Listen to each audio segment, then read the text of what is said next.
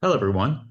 Thanks for joining and welcome to another session of our Day One and Beyond series, where we take you through various topics and activities related to building out on Oracle Cloud. Our today's session is Oracle Integration Cloud, powering the future of business automation, which will cover key seamless invoice processing, OIC's various capabilities, and modernizing workflows. I'd like to introduce Jason Cook and Vijaya Vishwanath as today's presenters. That being said, I'll hand it over to Jason. Thanks, Borna. So as Borna mentioned, today we're going to go talk about Integration Cloud and the various tools that empower a wide range of business use cases. We've got a few slides that we're going to cover today and demos, and our goal is to showcase some of the new AI services and features that are available in OIC, as well as cover some of the foundational tools that have been available for a long time and have been very popular with our customers. So with that, why don't we go and get started here? Again, my name is Jason Cook. I'm a cloud architect covering enterprise customers, mostly on the infrastructure side of the house, server storage, networking, resiliency, which is why I'm glad I am, joined with Vijay Vishwanath, Nathan, and Kishore. Vijay, would you mind introducing yourself and our product managers? Absolutely. Hey everyone, I'm Vijaya Vishwanath. I have been with Oracle for about 8 years. I'm also a peer of Jason, working on the infrastructure side of the house, compute storage networking. But I have a strong passion towards integration and enthusiasm towards integration. Hence, I'm here joining hands with our product management team, Nathan Einstein and Kishore Katal. Nathan, can you please introduce yourself as well? Yeah, hello, this is Nathan Nystead. I lead the product management team for Oracle Integration and look forward to helping answer some of the questions during the session. Hey, hi everyone. My name is Kishore. I'm part of the Oracle Integration Product Management team. So I take care of some of the agentic AI initiatives. Yeah, looking forward for this. Excellent. So let's jump into today's topic. So one of the strengths of Oracle Integration Cloud is its ability to accelerate business outcomes by simplifying, integrations to your existing data and tools. Whether that's data on our platform or one of our competitors' platforms, or data and tools in your on-premise environments, it simplifies the effort to make connections to those sources, as well as give you the power to automate processes that may be within your internal business units. Right, and it gives it to you when it's very simple for anybody to use, whether you're someone that's very familiar with integrations today or databases, or someone that's just picking up for the first time. One of the additional things we're going to cover today at the top of today's presentation is some of the new features that are coming out to also accelerate and simplify your AI developed solutions, and how the power of these two things, both what we've had around for the past couple of years in simplifying your integrations and tools, as well as the new AI services, can be put together to really speed up what's being expected of you and all of us, is to deliver value on your AI agent and agent services. Vijay, so this is something we hear quite often when we're out in the field with the customers. Could you explain kind of like today's first challenge we often hear from customers about AI agents and their data? Absolutely. Jason, AI is easy to build, especially with Oracle AI. But how do you integrate it with securely, reliably, and more or so context aware into real integration workflows? That's the hard part. And we, Oracle Integration Cloud, intends to solve that challenge seamlessly. And we are going to look into it in more detail. Now, speaking of Oracle AI, Jason, why don't you lay the land for what Oracle AI consists, and then we can take it from there as to how it serves our enterprise, and how OIC comes into picture. Yeah, thank you. By now, everybody is seeing AI everywhere, and it's definitely true even across the Oracle stack. You'll find AI in our PaaS services with things like document understanding, language, and vision. You'll find AI services within our newer databases, the 23 AI, 26 AI. You'll see it with things like our Select AI service that allows users to type in natural language queries and have that converted into SQL code to get the data you want. You'll see AI available as new services within all of our SaaS Fusion applications. And across the Oracle stack, you'll see us supporting the various frameworks and models that a lot of users are interested in using across their AI experiences. And of course, if you're following any business news around Oracle, you've probably seen the explosive growth we've had in AI infrastructure and AI-enabled GPUs to empower some of the newest LLMs, as well as AI-enabled services. And with that becomes part of the challenge here, right? Because all of us are familiar with using AI services like a ChatGPT or a Copilot or Gemini, where we go out on the internet, type our question in, and it pulls that data back from the public internet to answer your questions in a meaningful way. But in a business setting, these types of experiences need to be grounded in enterprise data, not just any data on the internet. And connecting your new AI solutions, your AI agents, is important to be grounded on truth, and that's the enterprise data and your enterprise type questions. If I wanted to ask what was the fourth quarter sales of Oracle, while I could go out to some of our public resources, I'm going to get a much more grounded answer if I use enterprise data, a more complete and trusted answer if I can make sure my AI-enabled service is only using my enterprise data. And Jason, where does AI agents come into play in Oracle's ecosystem? Yeah, let's just zoom in just one more layer and before we get into some of the new services. When we talk about AI agents, right, we kind of zoom into our stack just a little bit further. For example, we talked about AI within SaaS Fusion, AI in the database. You'll find that with services like the new AI Agent Studio within SaaS Fusion. You'll see the AI services within our data platform. You'll see it within our database. And where customers are starting to experiment with these services is, if I take maybe even like that bottom one, I had a customer recently said, I'm trying to figure out what I need for help desk staff in the next month and a few quarters, because I got to figure out my staffing requirements for the year. And I've got all this data in ServiceNow, and I've got some data in a few other databases, both on your platform and on the Azure platform. I want to be able to ask some questions of that data to try to figure it out. And whilst we definitely have some tools to take care of the front end, we talked about Select AI and the ability to ask a natural language question and have that turn to SQL code. You need to be able to, again, to ground that on your data sources, on your enterprise data. And in this case, their enterprise data was multiple databases, both Oracle and non-Oracle, and their data sources were things like ServiceNow. Okay, and this is where the challenge that we have is how do you control access to those enterprise sources, and how do you make sure that it is actually grounded in the truth you want it to be in? Exactly. Yeah. So Jason, let's dive into how we do it with OIC. That's where OIC comes into picture. Before I introduce OIC, let me just lay the land for how this agentic AI wave came to be and how the standards came into be. There are two types of protocols or standards out there. One is model context protocol, and the other one is agent to agent protocol. We go by OIC implements model context protocol seamlessly. This was created by Anthropic in late 2020, where it is an open standard that lets a single agent talk to tools and data in a consistent way, solving the integration problem. It's a universal and standard way to access the external systems, having the context of the tools in mind, right, without losing any context. So what does the model context protocol consist of as a protocol, right? It has agent, which is the decision maker, which plans, reasons, and decides what needs to be done. It has an LLM, which is the brain behind the agent, which interprets the context, thinks, generates plans, decides which tools or actions to use. It has an MCP client which establishes, which lives within the agent, but establishes connectivity with the MCP server. It sends structured text, requests, passes context to the tools, like it does all of that. And then there is MCP server. Now, MCP server, it exactly sits with the data. It has the APIs, it has the connectivity to systems, it has capabilities, it has context, it has execution results, it has formatting of how it needs to send the data, all of that, data transformations, everything.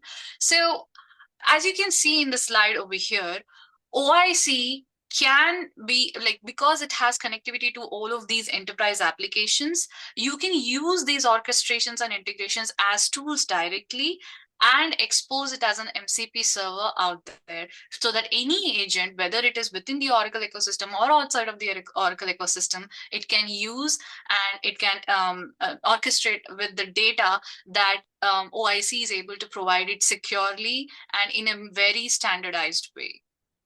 So, as you explain this, are you saying if I'm a developer, then I don't necessarily need to understand how to connect to the data, ports, protocols, and I don't necessarily need to have DB creds or access to the platform. I just need to know how to connect to the server. And at that point, you've obfuscated away all the complexities of the sources or tools. I just need to know how to connect to from my agentic app to your MCP server. Am I correct understanding? Absolutely. And you can not just add a limited set of tools, you can expand those tools to however many systems you want to connect it to. OIC takes care of all of the security, the authorization, authentication, and the granularity of whether the agent needs to, like whether agent is exposing the data out. You can control all of that within OIC. So the governance of the agents, the security, the observability, all of that in a single pane window. Now that brings me to like how let's discuss about the governance area of agents, right, Jason? Yeah. Yeah, no, that's an important area. And I hear this from my customers, even when we're just talking databases. I need to control access to my data. I need to be able to monitor that access to the logs. I need to understand the performance. So can you walk through, how MCP and how the service we're providing provides that for customers so they can have clarity on it? So every MCP initiated request, it is authenticated and it is authorized, and it has policy informants, it has the boundaries out there, and there is traceability, like the logs are traceable, the audit logs are available for you to see, and there's controlled execution. With OIC, AI agents can reason freely, but in a very controlled way. With like the execution is seamlessly authenticated, it's authorized, the context is not leaving your ecosystem outside, right? The data breach is not happening. If model context protocol was not there, the agent wouldn't understand why this API and what tools should I need to use. Like you're just grouping it together in a sensible and a reasonable way. So OIC does that very seamlessly because it's architected in that way, right? Yeah. Yeah, I think we need to see this, right? So I think we've given our audience here kind of a basic understanding of what MCP is and the challenge of connecting these new AI experiences and agents to the enterprise data. Let's flip into a demo and show how some of these pieces actually work. Absolutely. Let me just share screen. So here's our instance, OIC instance, and I quickly go into projects, wherein this is our live lab that our product management team has built, Kishore and Nathan. I've just utilized that lab, and I've just taken the artifacts. This is a use case of a compliance officer in a patient healthcare environment. He has what he needs to do is his duty is to check and assure if all the compliance, if a patient is taken care of really well, if all the compliance measures have been met, if not escalated, and make sure that the right measures are taken, and whenever a need comes, a better improvement of performance is done. So in healthcare, or in any vast and enterprise environment for that matter, there's multiple types of systems out there that you need to fetch different types of data from. So in this use case, you can see that we are simulating, fetching the data record, fetching the clinical standard clinical guideline from a different system, and then recommending care plans from different care plans, right? These are all integrations that we have built. And now we want to use these integrations within our agentic platform as tools. So what we can do is we can just go ahead and select the project that we need to pick these integrations from, and then select the integration and then add guidelines and everything. So if you can see here, if since I've already created the tool, you can see that there's a description for this particular integration, and there's a certain set of guideline that you can give. Now, why guidelines? It's to reduce the hallucination as much as possible, even from the data coming from the systems out there. And then whatever the parameters are there, like if it has a query parameter, what is that parameter about? So that this is a context that LLM understands. Okay, this API, this integration, this tool has an input parameter which needs a patient ID. If that is not provided, I'm not able to execute it. So it needs the full context and what would be the guidelines for me to how to use this information, right? It takes all of this. You can provide as much as possible, and then you can go ahead and click with a click of a button. You can just check the box and have all of these tools exposed as an MCP server out there. I got to ask, right? So we did the buildup of the MCP environment, and I've seen, deployments of MCP over fleets of servers, right? Multiple servers that are running MCP for your clients. Are you saying that, with this service, I don't have to manage a whole fleet of servers anymore. I mean, part of the enablement of this is the power of MCP, but it's also not having to manage that infrastructure. Absolutely. Since OIC by itself is a PaaS service, it's an Oracle managed service, we have incredible features like enabling MCP server or anything for that matter that you don't need to worry about the layout and infrastructure behind the scenes. All you have to do is have the right credentials to access this MCP server out there, which we will look at it right away. Does that help, Jason? It does. I mean, as I'm thinking about this, right, whether you're building a new integration or you've already got something that works today, this is giving that power to be able to extend that to my agents in a consistent way, in a way where I don't have to keep rebuilding this over and over again. And once I've got one integration or one connection or one set of workflows, my other teams, my sister teams, can also access that and use that for their projects as well. Absolutely. You have permissions out here wherein you can give access to anybody from your identity, whoever is registered within tenancy, whether they can view it, whether they can monitor it, or whether they can edit it. And these integrations are whether you want to share across other projects or not, everything in a very granular way and very controlled way. Absolutely, yes. And this can let you scale across. An agent can access not just like 5 tools, like it can access more than 5 tools out there based on the need of the system that you need access to, right? And with the context that the LLM needs to better understand that particular tool, like what is it doing, why do I need this, what data am I getting? So it can take the structure of the data that is coming out of it and process it into a natural language, which we will see in quite a bit. So what I did was, does that help, Jason? Or It does. It does. Keep going by all means. I'd love to see how this is kind of wired up and what the user experience would look like for this. Absolutely. So as you can see, we have a Langflow project over here where I'm having an agent connect with my MCP tool. And I have all of these tools, MCP server, and I have all of these tools laid out. And we have given the agent the set of instructions that, hey, you are acting as a quality assurance specialist, do this, do that, and all set of instructions was set of instructions to the agent. And then now I am going to go ahead and use a playground mode to run a simple query wherein I am saying, as a compliance officer, I need a quality review of a patient, P104, since you know that a patient ID is a required field, so you need to give it, otherwise it will fail. This patient has completed a CT chest scan, and they were presented with this kind of diagnosis. Score this and verify if the compliance guidelines has been met. This is a lot of data that the agent needs to chunk through, and as you can see, within very short time, it goes and runs all of these tools with multiple systems, gathers the data, and it scores on the basis of whether the guideline has been met or not. And then the compliance officer can just take that information and like there's thousands of patients out there, and make sure that each patient, if a guideline is not met, they can improvise the system and add more data into the compliance guidelines, and make sure that each patient is well taken care of, right? So what it is doing is it's basically seamlessly internalizing all of that data and making sure that you read it from the context of a single patient, like and just provide better care, right?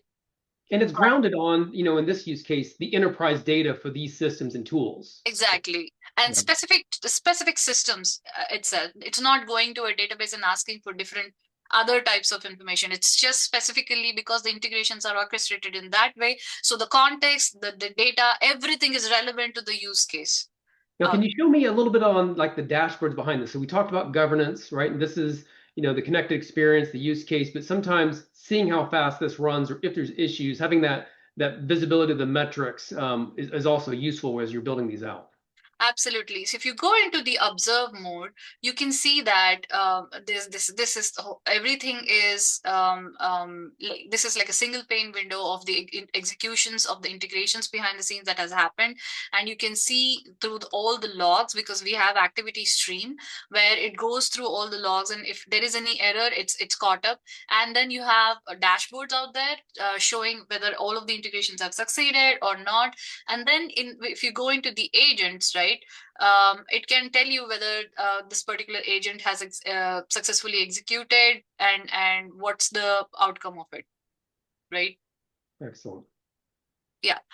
Before we, when it comes to agent, I need to put it that in case you don't have an agent out there, right, and you would like to use something within the tool itself, we provide our own agent, which is OIC agent, and you can just take this agent and assign a thinking pattern to it, and add this particular query and run it.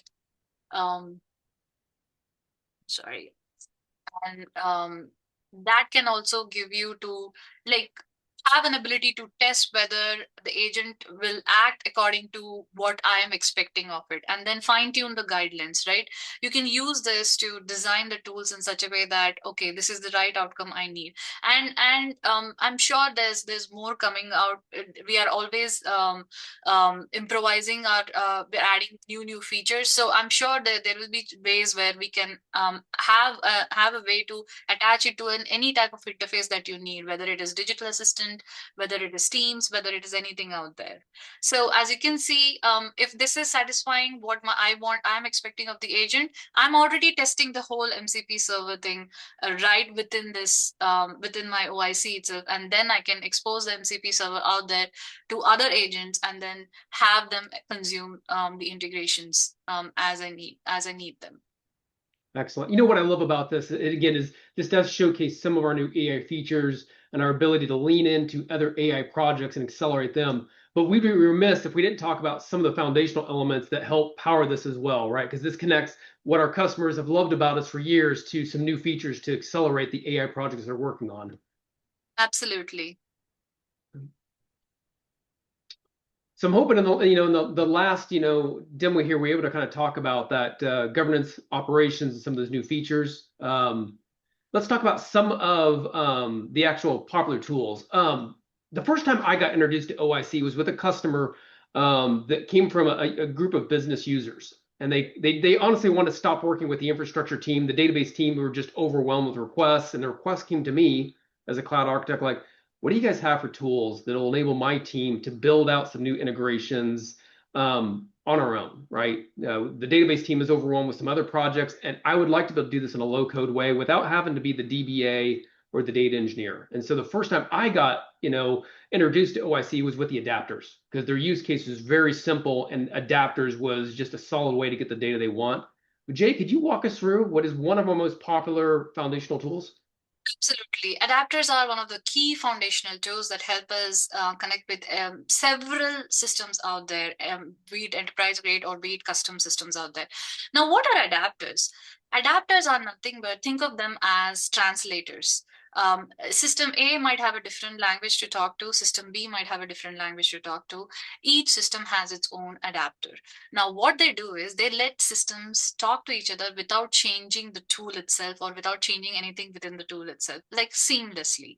An adapter knows how to connect to the system, what security policy to use, how to authenticate, how to translate the data, in what structure, what API, which structure, which module, right? And how to do the error retries, callbacks, all of that. Cater to that particular system out there. So adapter is a foundation. It's a feature-rich tool, feature-rich concept, and it basically hides the complexity. It abstracts the complexity for you.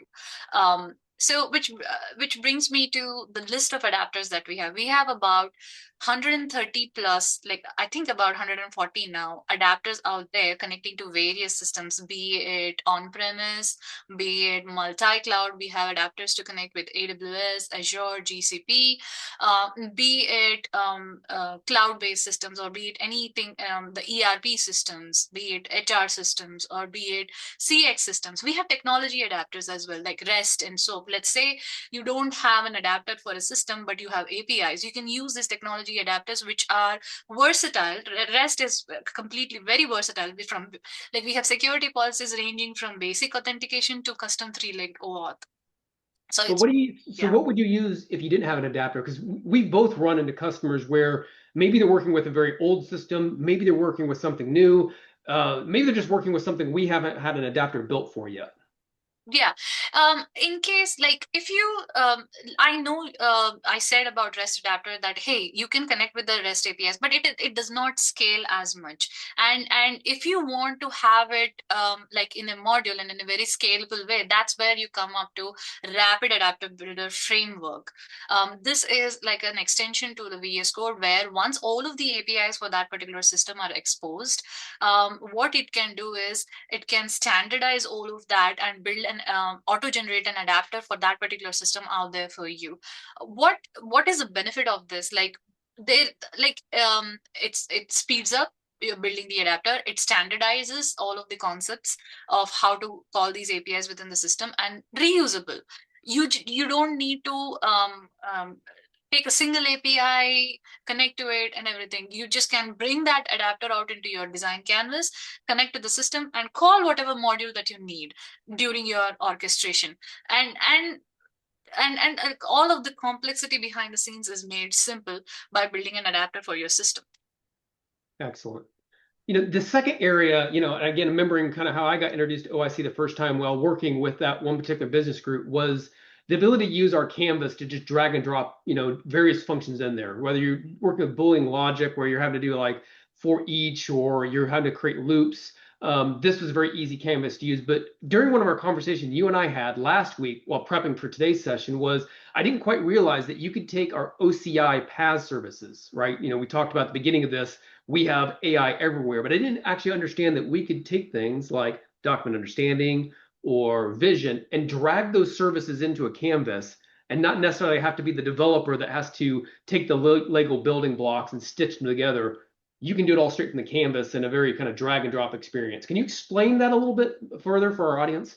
Absolutely. So OIC uses this concept of resource instance principal authentication, which is a policy-driven, safe policy-driven access, where you don't have to consistently re-authenticate, save the tokens, and you don't have to wait for a challenge of the integration flow breaking because the re-authentication hasn't happened, right? So this is a very what is a resource instance principle? Basically, what it does is it represents a trusted identity for OIC to access anything internal to OCI, because OIC is cloud native. There are other cloud native services like AI services and everything. It can give you a trusted identity to connect with all of these AI services or object storage or functions or anything, given this particular user has the right policies in place and the right access in place, so that that particular user can drag and drop and build this orchestration, and the permissions to the identity are ensured. So and like it consider resource instance as a dedicated identity, which makes it the development and the programming seamless and easy to incorporate. Nice. I had a user literally 2 weeks ago that asked me, like, when I get into OIC the first time, do you have anything to help me build this in the canvas? Is there any things that can kind of give me some tips on how to build my workflows out? And I noticed as we were kind of figuring out the illustrations for this, there was a tell me how to make it better. Can you explain that a little bit more too? Yeah, consider this as a co-pilot for you to build your integrations, right? You give it a prompt, and based on that prompt, let's say I want to connect with system A, I want to extract this particular output from system A and then pass it on to system B. You just give that prompt, and the backbone of the integration, the blueprint of the integration, is immediately on your canvas, and you can just take that and focus on what logic that you want to build, so that you don't have to worry about the logic starting from the scratch, right? You can get started with a simple prompt, and then you can lead from there. If you are that makes you more productive, right? And then there's another feature which is amazing, is that you have like complicated orchestration out there, and you don't know what each scope is attending to, or whatever it is doing. If you want to understand that whole complex logic within the integration, it's difficult. So there is a document generation that also is within the campus. Once you click on that, it generates a documentation of what the integration is doing and where is the exact logic. So it makes it easy for you to go to that particular logic and assess if you want to fine tune it or improve it. So these are some of the cool features that product management has added in the mix, and there's more coming out, I'm sure. Nice. So, we've been talking very much about, system A needs to talk to system B, and all these different workflows of different systems need to talk to each other to be able to, have our automated or AI enabled experience. But when we need to add in a human for approval, like for us, when we go on travel, we've got to request it, and I need a manager who approves it, another manager, and another manager. Can you kind of talk us through how you can add in those, what we call kind of human in the loop approval processes, and how that works into what we're talking about today? Absolutely. You just nailed the example, like travel requests. That's very common amongst us. We need to meet the clients, but it needs to go through a hierarchy of approval. So you need a form, you need to submit the form with information, and then it goes into your immediate manager for approval, and then it can go to the higher manager and the higher in the chain in the leadership.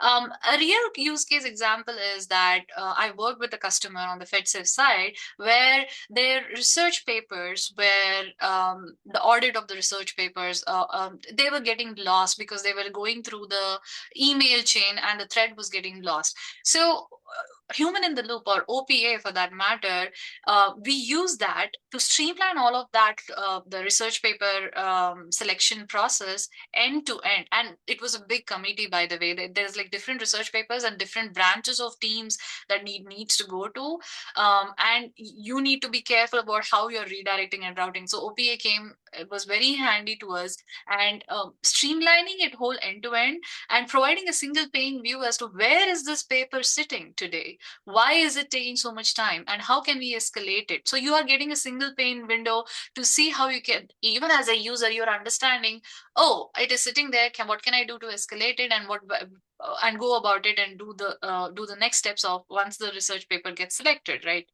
So that is a real world example that we implemented, and it eased out a lot of pain points of getting losing the data and everything within the team. And so this way, OPA can come in very handy to customize the workflows, to add end-to-end processing and streamline it and look at it from an audit standpoint as well. Excellent. We've been talking a lot today about new experiences that we can drive with OIC, popular tools to connect to modern services. But I've run into this quite often where I've got customers that don't control the end systems they're talking to, whether it's an external partner or it's a platform that's just ancient, right? And oftentimes they're dictated, I can only connect or send you files in a certain way. And unfortunately, in my time, this has not gone away yet. But FTP is still around, and OIC does support FTP. Right? Whether you need to send files to the government because you've got to ensure compliance with certain documentations and you need to FTP things out, we have adapters in OIC to do that. Or if you're receiving documents in, maybe you've got financial documents need to come back from your bank. And again, maybe they're still using FTP as the underlying system. OIC gives you the ability to host an FTP server. But I think there's more you can do with that than just host and send things out with FTP, right? Absolutely. There's file server events. Now you can kickstart an orchestration the moment a file is uploaded or a directory is created. That's the beauty of using the server that comes with the OIC, which is free, of course, by the way, which is coming within the consumption mode. You can immediately orchestrate the whole thing as soon as there are you use file-based events in a scheduled way, most probably, like a cron job, a nightly job, or anything like that. But with this file server events, you don't have to do it that way. You can just kickstart the whole workflow the moment the file is in the folder. So that's the beauty of that's the enhancement that we have in place. Excellent. kind of speaking as well as we're not always working with an API as our endpoint. Can you also talk about how you can use something like RPA to work with endpoints and data and tools that we don't have the ability to automate or connect via API access? Absolutely. So, Nathan, who's the thought leader here, he thinks that there, like, you don't need to use robots in everywhere, in every place. Like to call an API, you don't have to use robots, right? And I agree with that. That's how it should be. If in case you don't have a connectivity, and then you need to brute force the integration out there for the digital for automation purposes, that's where our feature of robot processing automation comes into play. What this does is, today we have web scraping mode. You can just deploy a robot, and if there's manual repeated clicks and you want to extract a certain data, the robot will take care of it for you. But we use it in a very thoughtful and meaningful way. We don't use it for all other purposes out there, right? So you can use the APIs for doing the API connectivity, the adapters for API connectivity, and then where you think there's a silo and it cannot be overcome, that's where you can use robots in the place, and they are like interconnected. And I think in a few minutes we can look at a demo how each module that we are discussing right now can be interconnected, and how this OIC as a tool can provide a seamless automation amongst all these modules. So what I'm hearing here is, listening to this whole conversation, I could use RPA to fill out my time reporting. And when my boss comes to nag me about it, I could have an adapter be kicking off that RPA job to go and fill my time reporting out. You and I need to talk about RPA afterwards. I think I've found a productivity gain on Absolutely. time reporting that we need to work on. Yes, definitely. Happy to help you with it, Jason.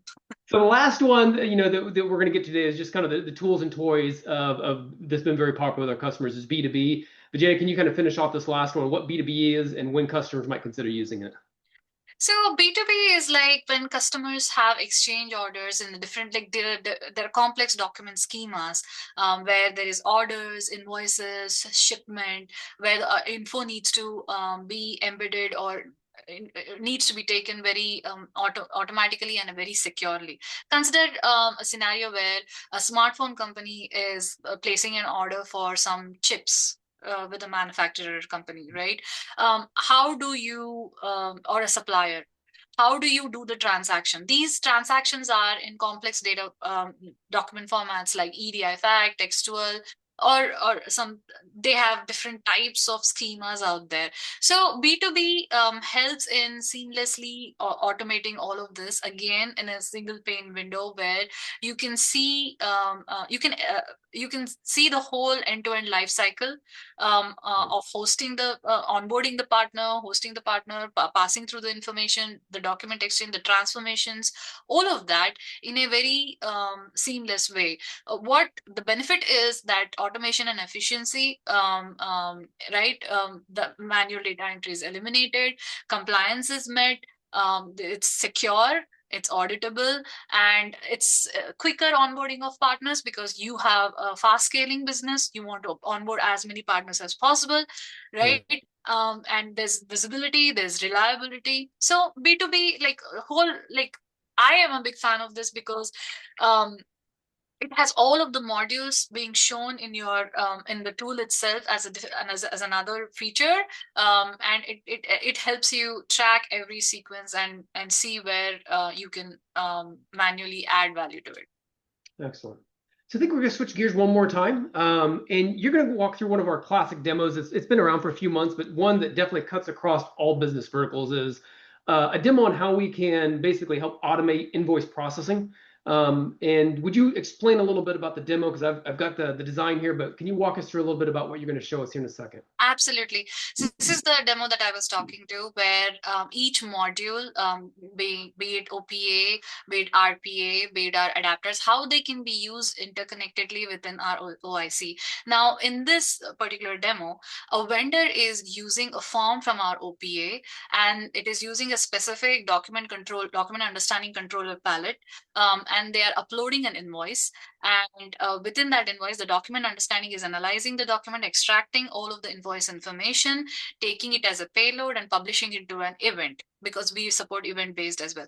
Now, as soon as the payload is published in the event, and like once it goes through the approval, it is published in an event, the integration is picking up that particular information. And in our use case, just to justify how robots can come into play, we are having the robot log into the ERP system and click through and pick the purchase order, validate if this invoice has a purchase order in our system, capture that information, and then go ahead and create an invoice using that ERP adapter. You can see, as you can see, this is our integration cloud instance, and I have this project called invoice processing. I have connectivity to ERP.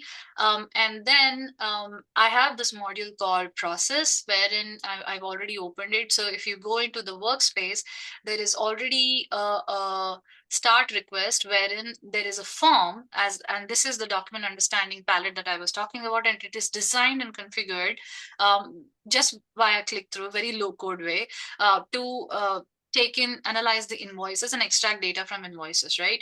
So I am quickly pulling an invoice, and the invoice looks like this. It has all of the information, vendor information and the amount, right? So I am going to go ahead and upload this invoice. As you can see, one of the coolest things about this is I can see the preview of the invoice right here in a pane, and I can see all of that data extracted in the JSON payload in this form fields right here. So it's analyzing, and this is an example, correct me if I'm wrong, I mean, this is an example you pulling outside of OIC to one of our other PaaS services, the document understanding PaaS service, pulling that service into this actual workflow. Is that correct? Exactly, that's right. So I'm just going to go ahead and do it again. Just maybe the session failed, so. Now, I'd imagine you can do this with our other PaaS services as well, right? I mean, document understanding is just one of the many ones that works very well for this classic invoice example, but there's probably other services, whether it's the speech or the vision, that can also be pulled into a workflow as well, right? Absolutely, yeah. That's where the canvas comes into play, where we can easily. I'm sorry, I just got a little bit distracted. I don't know why it's taking a bit here. So looks like it doesn't like the invoice. I had an opportunity with a customer recently that did something very similar to this, and they extended out kind of your classic scenario to use this plus multiple other services to have even a more highly orchestrated invoicing event to do mapping and getting it to the right contracts. Absolutely. Thank God the demo gods are happy now. we can see the invoice as well as I was saying, all of that payload is extracted and put it in a form for us. As a user, I go ahead and submit it, right? And then I also get an email notification and also a task assigned to me. It can be anybody in the team. You just have to configure it. And from there, as an approver, because since I'm demoing, I'm the approver as well, I go ahead and approve it. Once I approve. Would this be that step there, kind of like a human in the loop type approval step then, right? Yes.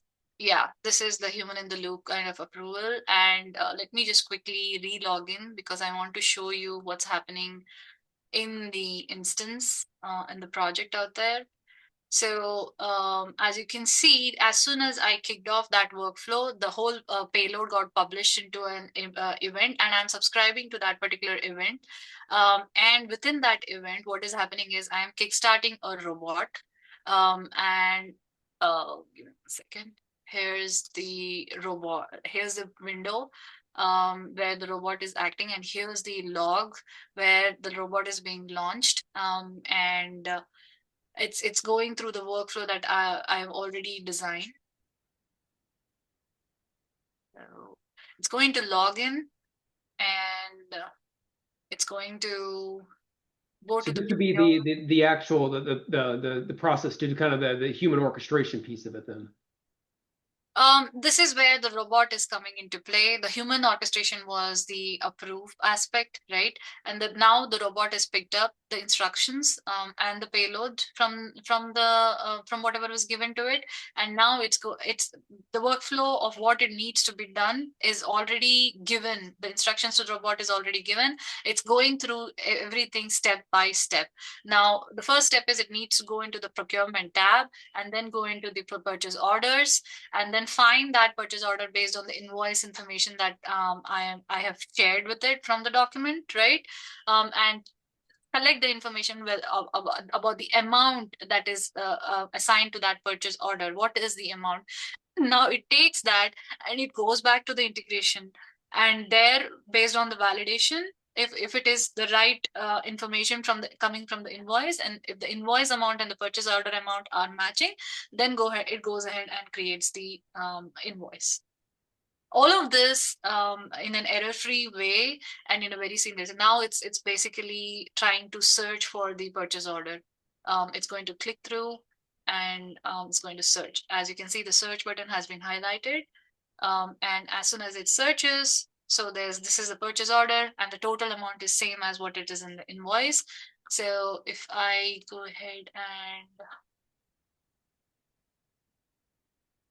if I go ahead and share screen here, it's going to check, and then it's going to go ahead and create. And it also shares a notification. I just added it just to show that we can notify from the integrations as well. And now if I go ahead and log in into our ERP system. This be the part of you just validating that the actual flow dropped the invoice in when it was where it was supposed to. Right? Absolutely, yeah. This is the part where I am trying to ensure that for this particular credential, I can see the invoice. Let me make sure that this whole integration is completed. Yes, it succeeded. So if I go here and look into, I think it's payables, yeah, in the invoices, and search for invoice number, which is, let me just go back to here. Let me just pull up the file in 1 second.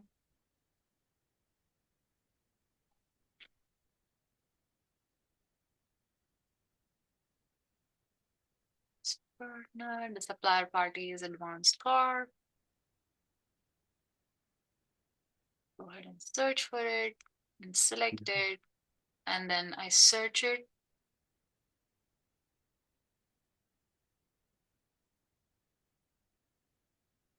Okay, sorry, the invoice number is different. I'm sorry. Invoice number is, I'm sorry. Yeah, you can see this is the invoice number and it's created. Excellent. Yeah. You know, through this, you talked a few times about pricing, and while we don't have time to do a deep dive on this, could you give us like a quick, like 30 seconds about pricing and how it works for OIC? Yeah, so it's consumption based. It's basically what input you're giving, what invoke it is doing for the data. That's how it is priced. OIC defines a message as 50 kilobytes of a payload size. Okay, you can no matter what the payload is, you chunk it into 50 kilobytes, and then our metric is message pack. One message pack for that particular hour is 5,000 messages for that particular hour. Okay, so you basically design it like when you right size it, you right size it in such a way that, okay, if a certain payload is of this much size is coming at that particular hour, the highest payload that is coming, that you just chunk it down, and those many message packs is the size of the integration instance that you need to use, because we want to make sure that you don't have any hiccups or failure of service out there. So in this example, as you can see, a file of 2.5 MB of size is being taken, whether it is from object storage or whether it is from FTP server. If you take it and update it into a database, it's coming up to 50 messages for just inserting, and 50 messages for updating.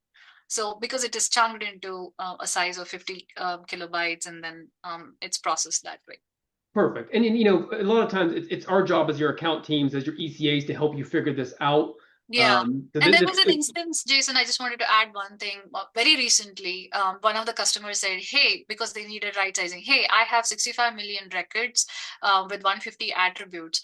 How do I size this for integration? So what we did was like we took one attribute or size of one attribute as like 20 bytes, and then we sized it all, like it came up to 270 bytes, and then the whole thing 270 megabytes, and the whole thing sized up to 2 message packs for that particular hour. So that's how you think through, and it's we have a cost estimator tool that helps you with that as well, like to right size it for the peak events and everything.